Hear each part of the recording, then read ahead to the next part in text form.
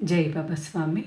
ಹಿಮಾಲಯದ ಸಮರ್ಪಣಾ ಯೋಗ ಭಾಗ 1, ಸಂಚಿಕೆ 79, ಪುಟ ಸಂಖ್ಯೆ 455. ಇವತ್ತಿನ ಗ್ರಂಥ ಪಠಣವನ್ನು ಗುರುವಂದನೆಯೊಂದಿಗೆ ಪ್ರಾರಂಭ ಮಾಡೋಣ. ಓಂ ಗುರುರ್ ಬ್ರಹ್ಮ ಗುರುರ್ ವಿಷ್ಣು ಗುರುರ್ ದೇವೋ ಮಹೇಶ್ವರಃ ಗುರುರ್ ಸಾಕ್ಷಾತ್ ಪರಬ್ರಹ್ಮ ತಸ್ಮೈ ಶ್ರೀ ಗುರುವೇ ನಮಃ. ತಸ್ಮೈ ಶ್ರೀ ಗುರುವೇ ನಮಃ. ತಸ್ಮೈ ಶ್ರೀ ಗುರುವೇ ನಮಃ. ಈ ಪ್ರಕಾರವಾದ ಮಾಧ್ಯಮದ ನಿರ್ಮಾಣವಾಗಿ ತನ್ನ ಶರೀರದ ಅಸ್ತಿತ್ವವನ್ನು ಕಳೆದುಕೊಂಡ ನಂತರ ದೇಹದ ವ್ಯವಹಾರವನ್ನು ಮಾಡುವುದು ಒಂದು ಕಠಿಣ ಸಮಸ್ಯೆಯಾಗುತ್ತದೆ. ಯಾಕೆಂದರೆ ಇಂತಹ ಸ್ಥಿತಿಯನ್ನು ತಲುಪಿದ ಮಾಧ್ಯಮಕ್ಕೆ ತನ್ನ ಕಣ್ಣುಗಳನ್ನು ಮಿಟುಕಿಸಲು ಆಗುವುದಿಲ್ಲ. ಅಂತಹ ಸ್ಥಿತಿಯಲ್ಲಿ ಆತನು ಸಮಾಜಕ್ಕೆ ಕಾಲಿಟ್ಟು ಜೀವಿಸಿ ಎಲ್ಲ ವಿಷಯಗಳನ್ನು ಜನರಿಗೆ ವಿವರಿಸಿ ತಿಳಿಸುವುದು, ಹಾಗೆಯೇ ಸಮಾಜವನ್ನು ಅರಿತುಕೊಳ್ಳುವುದಾದರೂ ಹೇಗೆ? ಇದು ಸಂಭವಿಸಲು ಸಾಧ್ಯವಿಲ್ಲ. ಕಾರಣ, ಅವನು ಈ ಮಾಧ್ಯಮದ ಸ್ಥಿತಿಯನ್ನು ತಲುಪುವ ಮುನ್ನವೇ ಸಮಾಜವನ್ನು ತ್ಯಜಿಸಿ ಅರಣ್ಯವನ್ನು ತಲುಪಿರುತ್ತಾನೆ. ಆದ್ದರಿಂದ ಈ ಸ್ಥಿತಿಯನ್ನು ತಲುಪಿದ ನಂತರ ಅವನಿಗೆ ಸಮಾಜಕ್ಕೆ ಹಿಂದಿರುಗಲು ಸಾಧ್ಯವಾಗುವುದಿಲ್ಲ.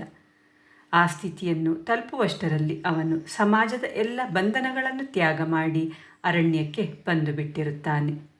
ಈ ಸ್ಥಿತಿಯನ್ನು ತಲುಪಿದ ನಂತರ ಪುನಃ ಸಮಾಜಕ್ಕೆ ಹೋಗುವುದು ಸಾಧ್ಯವಾಗದ ವಿಷಯ. ಅವನು ಯಾರಿಗೂ ಏನನ್ನು ಹೇಳುವ ಸ್ಥಿತಿಯಲ್ಲಿ ಇರುವುದಿಲ್ಲ. ಯಾರು ಈಗ ಸಮಾಜದಲ್ಲಿದ್ದು ನೈಜ ಅನುಭವವನ್ನು ಸ್ವತಃ ಪಡೆಯದೆ ಜನರಿಗೆ ಮಾಹಿತಿಯನ್ನು ನೀಡುತ್ತಿರುವರೋ ಅವರು ಪುಸ್ತಕಗಳನ್ನು ಆಧಾರವಾಗಿಟ್ಟುಕೊಂಡು ಆ ಕಾರ್ಯವನ್ನು ಮಾಡುತ್ತಿದ್ದಾರೆ. ಪುಸ್ತಕಗಳ ಆಧಾರ ಕೇವಲ ನಿರ್ಜೀವ ಆಧಾರ. ಅಂತಹ ನಿರ್ಜೀವ ಆಧಾರದ ಮೇಲೆ ಮಾತನಾಡಬಹುದು, ಆದರೆ ಅದು ಯಾರಿಗೂ ಯಾವುದೇ ಅನುಭವಗಳನ್ನು ನೀಡಲಾಗದು. ಯಾಕೆಂದರೆ ಪುಸ್ತಕಗಳು ನಿರ್ಜೀವವಾದ್ದರಿಂದ ಪುಸ್ತಕಗಳಿಂದ ಯಾವುದೇ ಅನುಭವವನ್ನು ಅನುಭವಿಸಲು ಆಗುವುದಿಲ್ಲ. ಈ ಚೈತನ್ಯ ರೂಪಿ ಪ್ರವಾಹವನ್ನು ಸಮಾಜದವರೆಗೆ ಹೇಗೆ ತಲುಪಿಸುವುದೆಂಬ ಸಮಸ್ಯೆ ಗುರುಶಕ್ತಿಗಳ ಮುಂದೆ 800 ವರ್ಷಗಳ ಹಿಂದೆ ಎದುರಾಗಿತ್ತು.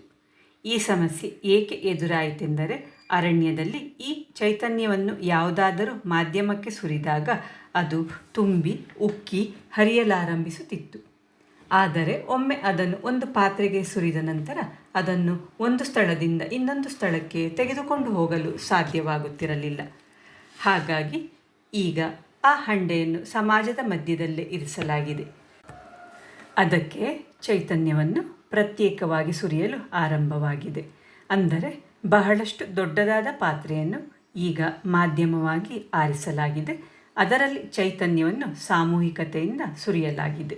ಹಾಗಾಗಿ ನೀನು ಕೇವಲ ಆ ದೊಡ್ಡ ಗಾತ್ರದ ಪಾತ್ರೆಯಂತಿರುವ ಮಾಧ್ಯಮವಷ್ಟೇ ಹೊರತು ಪರಮಾತ್ಮನ ಚೈತನ್ಯ ನೀನಲ್ಲ. ಇದನ್ನು ಯಾವಾಗಲೂ ನೆನಪಿನಲ್ಲಿಡು. ಸಮಾಜಕ್ಕೆ ಚೈತನ್ಯವು ನಿನ್ನ ಮಾಧ್ಯಮದ ಮೂಲಕ ಹರಿದು ಬರುವುದರಿಂದ ನೀನು ಸಮಾಜದ ಚೈತನ್ಯವಾಗಿರುವೆ. ನಿನ್ನೊಳಗೆ ಎಲ್ಲ ಚೈತನ್ಯವನ್ನು ತುಂಬಿಸಿರುವ ಕಾರಣಕ್ಕಾಗಿ ಪರಮಾತ್ಮ ನಿನಗೆ ಎಲ್ಲವೂ ಆಗಿರುತ್ತಾನೆ.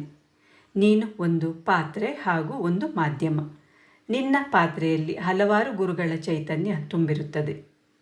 ನೀನು ಅರಣ್ಯದಲ್ಲೇ ಇದ್ದು ಚೈತನ್ಯವನ್ನು ಹೀರಿಕೊಳ್ಳುವುದರಲ್ಲೇ ಸಮಯವನ್ನು ಕಳೆಯಬೇಡ.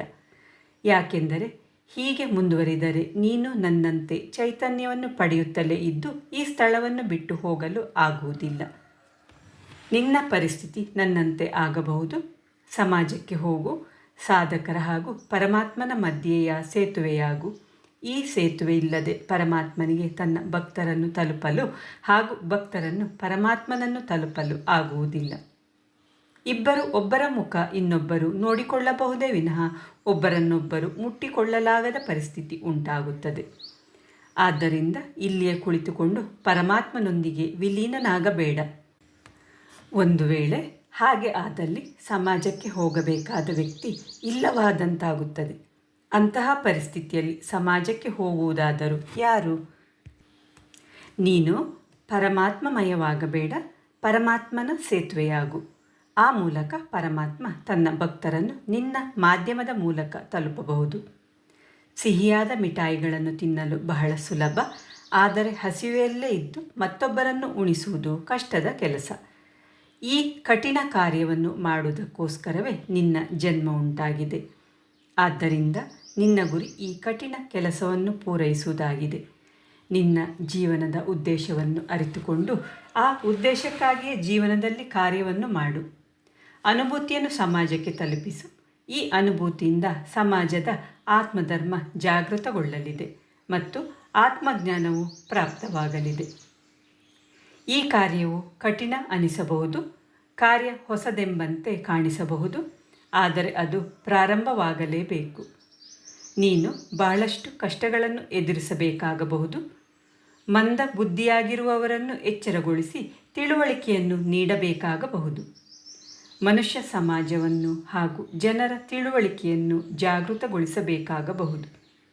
ನೀನು ಅವರನ್ನೆಲ್ಲ ಎಬ್ಬಿಸಬೇಕಾಗುತ್ತದೆ. ಅಂತಹವನು ಎಲ್ಲರನ್ನು ಬಡಿದು ಎಬ್ಬಿಸುವವನಾಗಿರುವ ಕಾರಣ ಈ ರೀತಿ ಎಬ್ಬಿಸುವವರನ್ನು ಜನರು ಇಷ್ಟಪಡುವುದಿಲ್ಲ. ಇದರ ಫಲ ನಿನಗೆ ಬಹಳ ನಿಧಾನವಾಗಿ ಸಿಗಬಹುದು, ಆದರೆ ಫಲ ನಿನಗೆ ಖಂಡಿತವಾಗಿಯೂ ಸಿಗುತ್ತದೆ. ನೋಡಪ್ಪ, ರೈತನು ಉತ್ತು ಹದ ಮಾಡಿದ ಮಣ್ಣಿನಲ್ಲಿ ಬೀಜ ಬಿತ್ತಿದಾಗ ಅವುಗಳು ಮಣ್ಣಿನೊಳಗೆ ಸೇರಿ ಆಳಕ್ಕೆ ಹೋಗಿಬಿಡಬಹುದು. ಅವುಗಳು ಹುಟ್ಟಿ ಬೆಳೆಯಲು ಹೆಚ್ಚು ಸಮಯ ತೆಗೆದುಕೊಳ್ಳಬಹುದು, ಆದರೆ ಅವುಗಳು ಖಂಡಿತವಾಗಿಯೂ ಮೊಳಕೆಯೊಡೆದು ಬೆಳೆಯುತ್ತವೆ. ಅದೇ ಪ್ರಕಾರವಾಗಿ ಎಲ್ಲರಿಗೂ ಅನುಭೂತಿ ಪ್ರಾಪ್ತವಾಗುತ್ತದೆ. ಆದರೆ ನಿನಗೆ ಎದುರಾಗುವ ವ್ಯಕ್ತಿಗಳು ಎಷ್ಟರ ಮಟ್ಟಿಗೆ ಅಜ್ಞಾನಿಯಾಗಿದ್ದಾರೆ ಎಂಬುದರ ಮೇಲೆ ಅದು ಅವಲಂಬಿಸಿದೆ. ಯಾವ ಬೀಜ ಎಷ್ಟು ಆಳವಾಗಿ ಹೂತು ಹೋಗಿದೆ ಎಂದು ತಿಳಿಯುವುದು ನಿನ್ನ ಕಾರ್ಯಕ್ಷೇತ್ರವಲ್ಲ. ನಿನ್ನ ಕಾರ್ಯಕ್ಷೇತ್ರ ಕೇವಲ ಬೀಜಗಳನ್ನು ಬಿತ್ತುವುದಾಗಿದೆ. ಉಳಿದ ವಿಷಯಗಳ ಕಡೆ ಗಮನ ಕೊಡದೆ ನೀನು ಕೇವಲ ನಿನ್ನ ಕಾರ್ಯವನ್ನು ಮಾಡು. ಈ ಚೈತನ್ಯ ಜಲವನ್ನು ಇಲ್ಲಿಂದ ತೆಗೆದುಕೊಂಡು ಹೋಗಲು ದೊಡ್ಡ ಗಾತ್ರದ ಪಾತ್ರೆಯ ಅವಶ್ಯಕತೆ ಇತ್ತು. ಈಗ ನೀನು ಆ ಪಾತ್ರೆಯಾಗಿರುವೆ. ಕೊಡುವ ವಿಶಾಲ ಶಕ್ತಿ ನಿನ್ನೊಳಗಿದೆ. ಈ ಕೊಡುವ ಸಾಮರ್ಥ್ಯವನ್ನು ನೀನು 800 ವರ್ಷಗಳಿಂದ ಬೆಳೆಸಿಕೊಂಡು ಹೆಚ್ಚಿಸಿಕೊಂಡು ಬಂದಿರುವೆ. ಹಾಗಾಗಿ ನಿನ್ನ ಮುಂದಿರುವ ವ್ಯಕ್ತಿಯ ಗ್ರಹಣ ಶಕ್ತಿಯು ಕ್ಷೀಣವಾಗಿದ್ದರೂ ಕೊಡುವ ನಿನ್ನ ಕಾರ್ಯವನ್ನು ಕಡಿಮೆಗೊಳಿಸಬೇಡ, ಕೊಡುತ್ತಲೇ ಇರು. ಯಾಕೆಂದರೆ ನೀಡುವುದು ನಿನ್ನ ಕಾರ್ಯ, ಪಡೆದುಕೊಳ್ಳುವುದು ಅವನ ಕಾರ್ಯವಾಗಿದೆ. ಅವನಿಗೆ ಬೇಕಾದಲ್ಲಿ ಅವನು ಸ್ವೀಕರಿಸುತ್ತಾನೆ, ಬೇಡವಾದಲ್ಲಿ ನಿರಾಕರಿಸುತ್ತಾನೆ. ನೀಡದೆ ಇರುವುದು ನಿನ್ನ ಕಾರ್ಯಕ್ಷೇತ್ರವಲ್ಲ. ನೀನು ನಿನ್ನ ಕಾರ್ಯವನ್ನು ಮುಂದುವರಿಸುತ್ತಾ ಹೋಗು. ಅಂದರೆ ಪಾತ್ರೆಯ ಕೆಲಸವನ್ನು ಮಾಡು. ಚೈತನ್ಯವನ್ನು ಕಾಪಾಡಿಕೊಂಡು ಹೋಗುವುದು ಹಾಗೂ ಅದನ್ನು ಇತರರಿಗೆ ನೀಡುವುದು ನಿನ್ನ ಕಾರ್ಯ. ನಿನ್ನ ಕಾರ್ಯಕ್ಕಷ್ಟೇ ನಿನ್ನನ್ನು ಸೀಮಿತಗೊಳಿಸಿ ಕಾರ್ಯ ಮಾಡುತ್ತಿರು. ಈ ಕಾರಣಕ್ಕಾಗಿಯೇ ನಾನು ಹೇಳುತ್ತಿರುವೆ, ನಿನ್ನ ಹಂಡೆ ಬಹಳ ದೊಡ್ಡದು. ನನಗೆ ಇದ್ದಕ್ಕಿದ್ದ ಹಾಗೆ ನನ್ನ ಹಿಂದಿನ ಗುರುಗಳ ನೆನಪಾಯಿತು. ಈ ಎಲ್ಲ ಗುರುಗಳು ತಮ್ಮ ದೇಹದ ಆಕಾರದಲ್ಲಿ, ಗಾತ್ರದಲ್ಲಿ ಹಾಗೂ ಬಣ್ಣದಲ್ಲಿ ವಿಭಿನ್ನರಾಗಿದ್ದರು. ಆದರೆ ಅದು ಅವರ ಬಾಹ್ಯದ ಕವಚವಷ್ಟೇ. ಅವರೆಲ್ಲರ ಒಳಗಿದ್ದ ಗುರುತತ್ವ ಒಂದೇ ಆಗಿತ್ತು. ಹಾಗಾಗಿ ನಾವು ಈ ಗುರುಗಳನ್ನು ಬಾಹ್ಯದಿಂದ ನೋಡಲು ಹೋಗಬಾರದು. ಹಾಗೆ ನೋಡಿದಲ್ಲಿ ನಾವು ಭ್ರಮಿತರಾಗುತ್ತೇವೆ. ಇವರಲ್ಲಿ ಏನು ಭಿನ್ನತೆ ಇದೆ ಎಂದು ನೋಡುವ ಪ್ರಕ್ರಿಯೆಯಲ್ಲಿ ತೊಡಗಿದಾಗ ಇವರೆಲ್ಲರಲ್ಲಿ ಯಾವುದು ಸಮಾನವಾಗಿದೆ ಎಂದು ನೋಡುವುದು ನಮಗೆ ಸಾಧ್ಯವಾಗುವುದಿಲ್ಲ. ಇವರೆಲ್ಲರಲ್ಲಿ ಸಮಾನವಾಗಿರುವುದು ಒಂದೇ, ಅದು ಪರಮಾತ್ಮ. ಅದು ಎಲ್ಲ ಗುರುಗಳಲ್ಲೂ ಸಮಾನವಾಗಿ ಪ್ರವಹಿಸುತ್ತಿರುತ್ತದೆ. ನಮ್ಮೆಲ್ಲರ ಧ್ಯಾನ ಆ ಚೈತನ್ಯ ಪ್ರವಾಹದ ಹರಿಯುವಿಕೆಯ ಮೇಲಿರಬೇಕು. ಆಗ ನಮ್ಮ ಶರೀರ ಕೇವಲ ಗುರುವಿನ ಶರೀರವನ್ನು ನೋಡುತ್ತಿದ್ದರೆ ನಮ್ಮ ಆತ್ಮ ಅಂತಹ ಹರಿಯುವ ಅಲೆಗಳ ಮೇಲೆ ಧ್ಯಾನವಿಡುತ್ತದೆ. ಆದ್ದರಿಂದಲೇ ಗುರು ಶರೀರವಲ್ಲ, ಗುರುವನ್ನು ಶರೀರವೆಂದು ಯೋಚಿಸಬಾರದು, ಗುರುವನ್ನು ಒಂದು ಶರೀರವೆಂದು ನೋಡಲೂ ಬಾರದೆಂದು ಹೇಳುವುದು. ಗುರುಗಳು ಹೊರನೋಟಕ್ಕೆ ಬೇರೆ ಬೇರೆಯಾಗಿ ಕಾಣಿಸಿದರು ಅವರೆಲ್ಲರೂ ಒಳಗಿನಿಂದ ಒಂದೇ ರೀತಿಯಾಗಿರುತ್ತಾರೆ. ಅವರೆಲ್ಲರೂ ಒಂದೇ ವಿಷಯದ ಬಗ್ಗೆ ಒಂದೇ ರೀತಿಯಾಗಿ ಮಾತನಾಡುತ್ತಾರೆ. ಇದಲ್ಲದೆ ಈ ಎಲ್ಲ ಗುರುಗಳು ನನ್ನನ್ನು ಒಂದೇ ದಿಶೆಯಲ್ಲಿ ಕರೆದುಕೊಂಡು ಹೋಗುತ್ತಿದ್ದುದು ನನಗೆ ಅರಿವಾಗುತ್ತಿತ್ತು. ಆದರೆ ಆ ದಿಕ್ಕು ಯಾವುದೆಂದು ಅವರೆಲ್ಲರಿಗೆ ತಿಳಿದಿತ್ತು. ಅದನ್ನು ತಿಳಿಯದವನು ನಾನೊಬ್ಬ ಮಾತ್ರ. ಪ್ರತಿಯೊಬ್ಬ ಗುರುವು ನನ್ನ ಜೀವನದಲ್ಲಿ ಬಂದು ನನ್ನನ್ನು ಕೈ ಹಿಡಿದು ನಡೆಸಿದ್ದಾರೆ. ನನ್ನನ್ನು ಅವರ ಮಡಿಲಿನಲ್ಲಿ ಕುಳ್ಳಿರಿಸಿ ನನ್ನನ್ನು ನಿರ್ದಿಷ್ಟ ದಿಕ್ಕಿನಲ್ಲಿ ಮುನ್ನಡೆಸಿಕೊಂಡು ಹೋಗಿದ್ದಾರೆ. ಪ್ರತಿಯೊಬ್ಬ ಗುರುವು ನನ್ನೊಂದಿಗೆ ಒಂದಷ್ಟು ದೂರ ನಿರ್ದಿಷ್ಟ ದಿಕ್ಕಿನಲ್ಲಿ ನಡೆದು ಮತ್ತೊಬ್ಬ ಗುರುವಿಗೆ ನನ್ನನ್ನು ಒಪ್ಪಿಸಿದ್ದಾರೆ. ಹೀಗೆ ಒಂದು ನಿರ್ದಿಷ್ಟ ದಿಕ್ಕಿನಲ್ಲಿ ತೇಲುತ್ತಾ ಹೋಗುವ ನಾವೆಯಂತೆ ನಾನಾಗಿದ್ದೇನೆ. ಈ ನಾವೆಯು ನಿರ್ದಿಷ್ಟ ಸಮಯದಲ್ಲಿ ನಿರ್ದಿಷ್ಟ ಗತಿಯಲ್ಲಿ ಹೋಗುತ್ತಿದೆ. ಈ ನಾವೆಯು ನಿಗದಿತ ದಿಕ್ಕಿನಲ್ಲಿ ಚಲಿಸುತ್ತಾ ಸಮಯಕ್ಕನುಸಾರವಾಗಿ ನಾವಿಕನನ್ನು ಬದಲಿಸುತ್ತಿದೆ. ನಾವಿಕರು ಬದಲಾಗುತ್ತಿದ್ದಾರೆಂದು ಅನಿಸುತ್ತಿದೆಯಷ್ಟೇ, ಆದರೆ ಎಲ್ಲ ನಾವಿಕರು ಒಬ್ಬನೇ ಹಾಗೂ ಒಂದೇ ರೀತಿಯಾಗಿದ್ದಾರೆ. ಅದು ಯಾವ ದಿಕ್ಕೆಂದು ನನಗೆ ತಿಳಿದಿಲ್ಲ. ಆದ್ದರಿಂದ ತಿಳಿಯಲು ಸೋತು ನನ್ನ ನಾವೆಯನ್ನು ಆ ದಿಕ್ಕಿನಲ್ಲಿ ಚಲಿಸಲು ಬಿಟ್ಟಿರುತ್ತೇನೆ. ನದಿಯು ಎಷ್ಟು ದೊಡ್ಡದಿದ್ದರೂ ಅದು ಕೊನೆಗೆ ಸಮುದ್ರವನ್ನು ಸೇರಲೇಬೇಕೆಂದು ಯೋಚಿಸಿ ಅದು ಹೋಗುತ್ತಿರುವ ದಿಕ್ಕಿನಲ್ಲಿ ಹೋಗಲು ಬಿಟ್ಟಿದ್ದೇನೆ. ಯಾವ ದಿಕ್ಕು ಎಂಬುದು ಪ್ರಮುಖವಲ್ಲ, ಹೋಗುವುದಷ್ಟೇ ನನ್ನ ಕೆಲಸ. ಆದರೆ ಅಂತಿಮ ಲಕ್ಷ್ಯ ಪರಮಾತ್ಮನಾಗಿರುತ್ತಾನೆ. ಯಾವ ಪಥದಲ್ಲಿ ಹೋದರೂ ಅದರಲ್ಲಿ ಏನಿದೆ ವ್ಯತ್ಯಾಸ? ಈಗ ನಾನು ಎಲ್ಲವನ್ನು ಅವನಿಗೆ ಅರ್ಪಿಸಿಬಿಟ್ಟಿದ್ದೇನೆ. ಏನು ಬೇಕಾದರಾಗಲಿ, ಆಗುವುದನ್ನು ನಾನು ದೂರದಿಂದ ನೋಡುತ್ತೇನೆ. ಶಿಲಾಮೂರ್ತಿಯಾಗಿ ಯಾವುದೇ ಸ್ಥಳಕ್ಕೆ ಅಕ್ಕರೆ ಬೆಳೆಸಿಕೊಳ್ಳದೆಯೇ ನಾನು ಅದರೊಂದಿಗೆ ಹರಿಯುತ್ತೇನೆ. ಹೌದು, ಆ ಸಮುದ್ರವನ್ನು ತಲುಪಲಿಚ್ಛಿಸುವ ಹರಿಯುವ ನೀರಿನಲ್ಲಿ ನನ್ನನ್ನೇ ನಾನು ಕೊಚ್ಚಿಸಿಕೊಂಡು ಮುಂದೆ ಸಾಗುತ್ತೇನೆ. ನಾನು ಹಾಗೆಯೇ ಅಲ್ಲಿ ಕುಳಿತಿದ್ದೆ. ಕತ್ತಲು ಆವರಿಸಿದ್ದು ನನಗೆ ತಿಳಿಯಲೇ ಇಲ್ಲ. ಅಷ್ಟರಲ್ಲಿ ಕತ್ತಲು ಆವರಿಸಿ ಪಕ್ಷಿಗಳೆಲ್ಲವೂ ತಮ್ಮ ತಮ್ಮ ಗೂಡಿಗೆ ಹಿಂತಿರುಗುತ್ತಿದ್ದವು. ಸೂರ್ಯ ಕೂಡ ಮುಳುಗಿದ್ದ. ನಾನು ಪುನಃ ಆ 3 ಬಂಡೆಗಲ್ಲುಗಳ ಮಧ್ಯೆ ಮಲಗಿ ರಾತ್ರಿಯನ್ನು ಅಲ್ಲೇ ಕಳೆದೆ. ರಾತ್ರಿಯಲ್ಲಿ ಗಾಳಿ ಸೊಗಸಾಗಿತ್ತು. ತುಂಬ ಶಾಂತವಾದ ವಾತಾವರಣವಿತ್ತು. ಕೆಲವೊಮ್ಮೆ ಯಾವುದಾದರೂ ಪ್ರಾಣಿಯ ಕೂಗು ಆ ಮೌನವನ್ನು ಸೀಳಿ ಶಾಂತಿಯನ್ನು ಭಂಗಗೊಳಿಸುತ್ತಿತ್ತು. ಹೊತ್ತು ಹೋದರೂ ನನಗೆ ನಿದ್ರೆ ಬರಲಿಲ್ಲ. ತುಂಬ ಚಳಿಯಿತ್ತು. ನಾನು ಮಲಗಿಕೊಂಡ ಬಂಡೆಕಲ್ಲುಗಳು ತುಂಬ ಶೀತಲವಾಗತೊಡಗಿದವು. ಆದರೆ ನನ್ನೊಳಗೆ ಒಂದು ರೀತಿಯ ಬದಲಾವಣೆಯುಂಟಾಗುತ್ತಿದ್ದದ್ದು ನನಗೆ ಅರಿವಾಗುತ್ತಿತ್ತು. ಆ ಬದಲಾವಣೆ ಯಾವುದೆಂದು ನನಗೆ ವಿವರಿಸಲು ಆಗುತ್ತಿಲ್ಲ. ಆದರೆ ನನ್ನೊಳಗೆ ಬದಲಾವಣೆಯಂತೂ ಖಂಡಿತ ಆಗುತ್ತಿತ್ತು. ಬೆಳಕು ಹರಿಯುವ ಮುನ್ನ ನಸುಕಿನಲ್ಲಿ ನಾನು ಧ್ಯಾನ ಮಾಡಲು ಪ್ರಾರಂಭಿಸಿದೆ. ಇವತ್ತು ಕೂಡ ನನಗೆ ಗುರುದೇವರ ಚೈತನ್ಯದ ಮೂಲಕ ಅವರ ಸಂಪರ್ಕ ಉಂಟಾಯಿತು. ಗುರುದೇವರು ತಮ್ಮ ಅನುಭವವನ್ನು ಹೇಳುತ್ತಿದ್ದರು.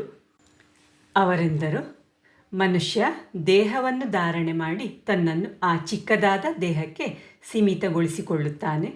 ಆ ಚಿಕ್ಕ ಶರೀರದಲ್ಲಿ ಚಿಕ್ಕದಾದ ಸೀಮೆಯೊಳಗೆ ಎಲ್ಲವನ್ನೂ ತಿಳಿಯುವ ಪ್ರಯತ್ನ ಮಾಡುತ್ತಿರುತ್ತಾನೆ.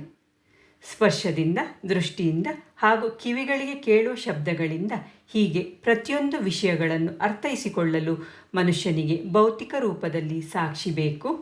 ಈ ಭೌತಿಕ ರೂಪದ ಪ್ರಮಾಣಗಳಿಲ್ಲದೆ ಅವನಿಗೆ ಯಾವುದನ್ನು ತಿಳಿಯಲು ಸಾಧ್ಯವಾಗುವುದಿಲ್ಲ.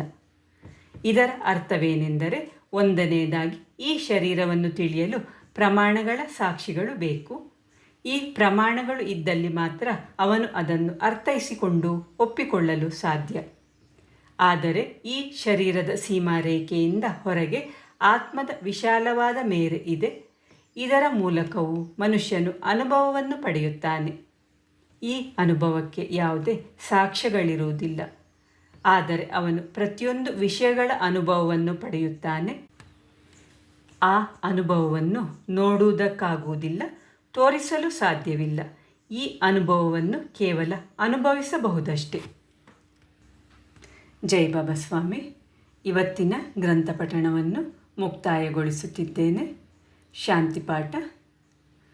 ಓಂ ದ್ಯೋ ಶಾಂತಿ ಅಂತರಿಕ್ಷಂ ಶಾಂತಿ ಪೃಥ್ವೀ ಶಾಂತಿ ಆಪಃ ಶಾಂತಿ ಔಷಧಯಃ ಶಾಂತಿ ವನಸ್ಪತಯಃ ಶಾಂತಿ ವಿಶ್ವೇ ದೇವಃ ಶಾಂತಿ ಬ್ರಹ್ಮ ಶಾಂತಿ सर्वगं शान्ति शान्तिरेव शान्ति सा मां शान्तिरेधि ॐ शान्ति शान्ति शान्तिः सर्वरिष्टसुशान्तिर्भवतु।